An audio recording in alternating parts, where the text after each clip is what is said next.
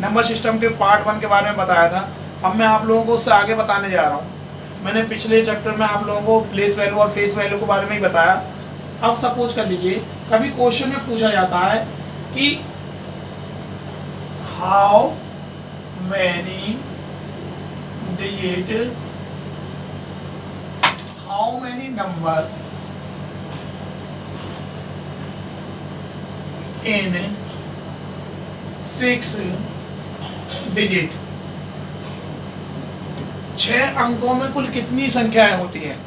अब हम 6 अंकों में आपको जानते हैं कि हमारी 6 अंक 6 डिजिट हमारी स्टार्ट होती है 1 लाख से, और 6 डिजिट का एंड जो होता है, डिजिट का जो एंड होता है वो 9,99,999। अब हमें इनके बीच के संख्या निकालनी है कि भाई 6 डिजिट में कितनी कुल संख्या हुई। आप जानते हैं अगर हम काउंट करें तो हमें बहुत प्रॉब्लम हो जाएगी, बहुत लंबा समय हो जाएगा। इसके निकालने के लिए हम एक छोटा फॉर्मेट यूज करते हैं। हम यहाँ पे सबसे पहले लिखते हैं largest 6 digit number, largest 6 digit number यानी 9,99,999, और हम यहाँ लिखेंगे स्मॉलेस्ट 6 डिजिट नंबर 1 लाख। हमने ये डिजिट लिख ली। अब इसके बाद हम सॉल्यूशन करते हैं। तो देखिए इसके लिए हमें छोटा सा एक फॉर्मेट लगाना है। हमें सबसे पहले सबसे बड़ी डिजिट लिखनी है 6 डिजिट की, फिर माइनस का निशान लगाना है, फिर हमें स्मॉलेस्ट डिजिट लिखनी है 6 डिजिट की, और प्लस करके 1 लिख देना। +1 हम क्यों निकाल, +1 ये हमारे फॉर्मेट में आता है जिससे हम इस चीज में कितनी संख्या आ रही हैं हम इसका आसानी से जानकारी प्राप्त कर सकते हैं। अब क्या करते हैं हम 9,99,999 में पहले हम प्लस का 1 ऐड कर लेते हैं। तो 9,99,999 + 1 - 1 लाख।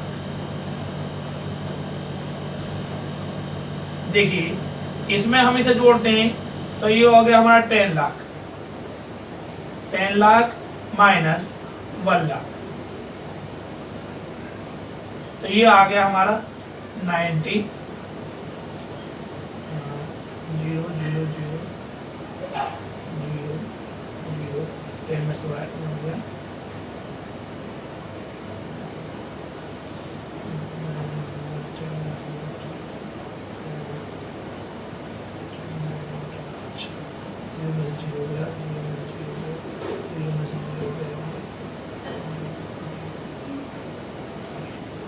तो हमारा आ गया 9 लाख। ये हमारी डिजिट हुई।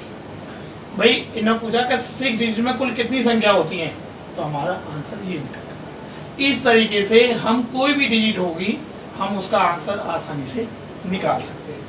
इसके बाद हम आते हैं कि भाई इसके बाद हम आए कि हमारी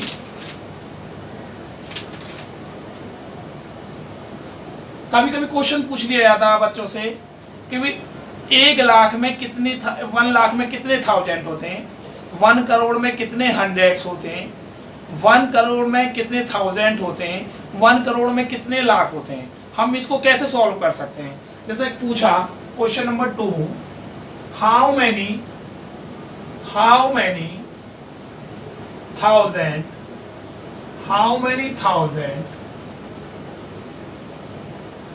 इन 1 लाख। अगर किसी ने कहा कि 1 लाख में कितने थाउजेंड होते हैं, तो सबसे पहले हम इन्हें नंबर में लिख लेंगे। हमने 1 लाख को लिखा है, 1 लाख नंबर में कैसा आया हमारा 1 2 0। फिर लिखा हमने थाउजेंड कितनी संख्या, थाउजेंड हमें लिखी जाती है 1 लिखकर 3 0। अब इसको हमें डिवाइड करना पड़ता है। डिवाइड कर दीजिए आप यहाँ पर अपॉन 130। अब देखिए 10 से एक 10 कट गई, एक दूसरे से 0 तीसरे से ये आ गया हमारा 100,000, यानी हमारे 1,00,000 में 100,000 होंगे। 100,000 मिलकर 1,00,000 बनेगा। 100,000 तो 100,000 मिलकर हमारे 1,00,000 बने। इसी तरीके से अगर कोई पूछे कि अगर इसी का सेकंड पार्ट्स में अगर कोई कहे हाउ मैनी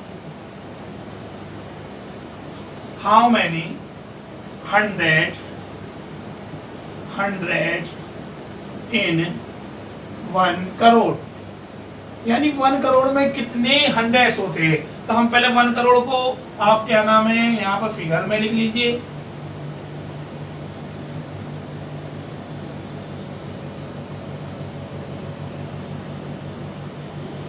तो यहाँ पे हमने 100 को फिगर में लिख लिया।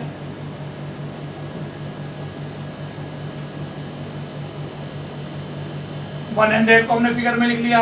अब इसी तरह से आप डिवाइड कर दीजिए। 1 करोड़ को ऊपर लिखिए आप, 100 को आप नीचे लिख लीजिए।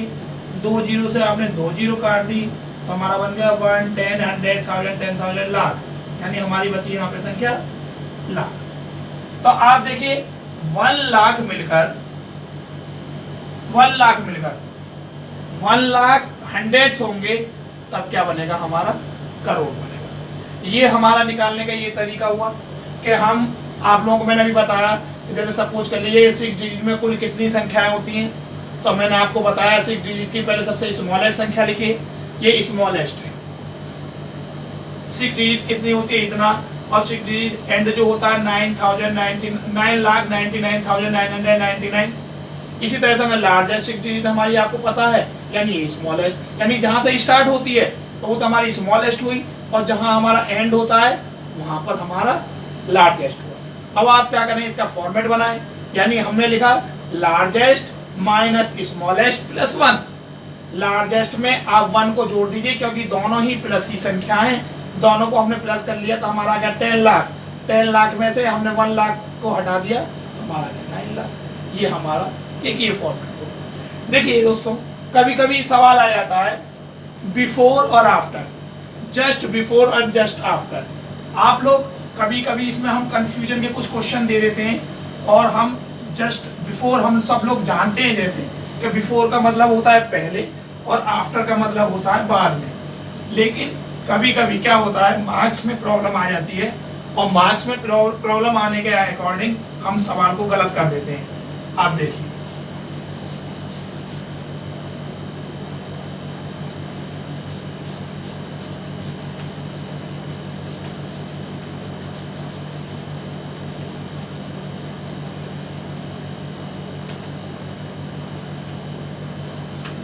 कहा बिफोर और आफ्टर।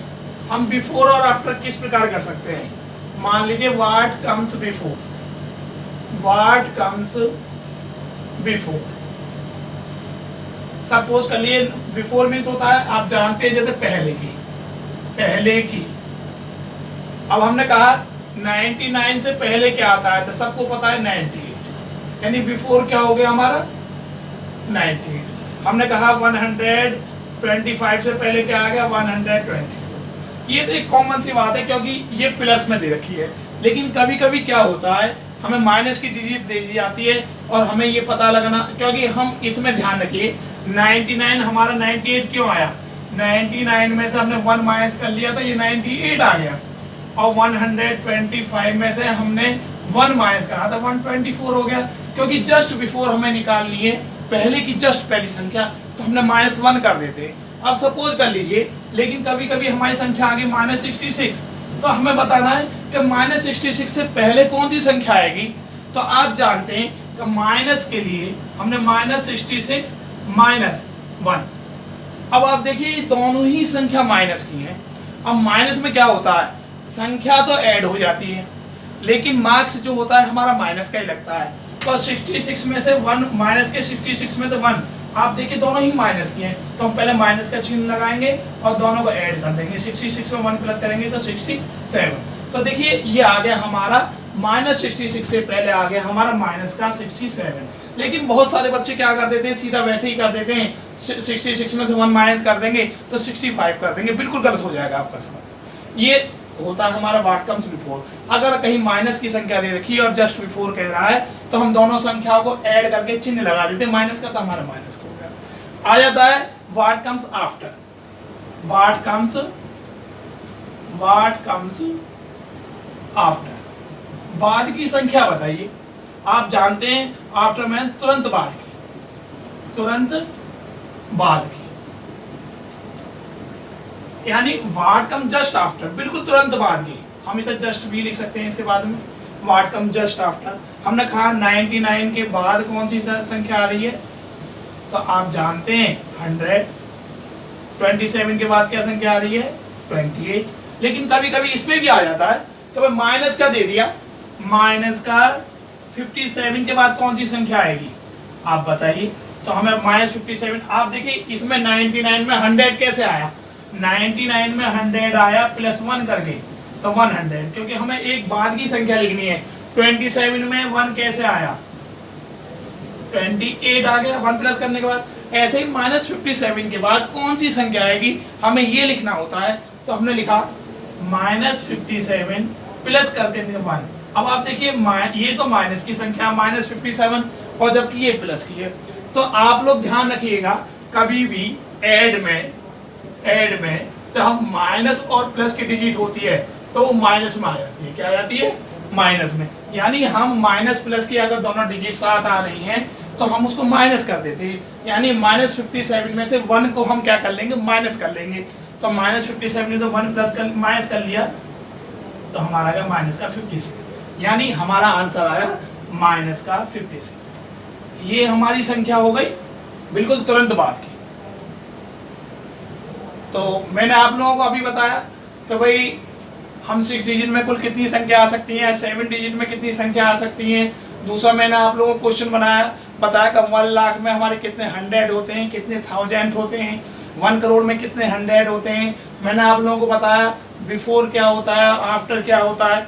मैंने आप लोगों को ये भी बताया कि किस प्रकार हमें ऐड करना चाहिए और किस प्रकार माइनस करना चाहिए। तो दोस्तों अभी हमारा कुछ पार्ट यहाँ पर खत्म हुआ, इससे आगे की चीज़ मैं आप लोगों को नेक्स्ट कैसेट में बताऊंगा। तब तक के लिए धन्यवाद।